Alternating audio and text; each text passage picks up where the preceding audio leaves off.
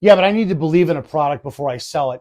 Guys, if you've heard that objection, I'm going to shatter that right now. I'm Dominic Izzo, and I am the bull of MLM. And if you're not getting this training from your upline, slide in my DMs and let's have a conversation today. One of the main objections you'll get from people is a consumer mindset question or statement of, I don't believe in it yet. I don't know. When people think like that, the analogy I always give them is being a franchise owner for McDonald's. And I ask people, would you own a McDonald's? Well, no, I wouldn't. And I say, you wouldn't own the number one business in capitalism in the history of making money. You wouldn't own something that gives millions of people jobs. You wouldn't own something that feeds millions of people.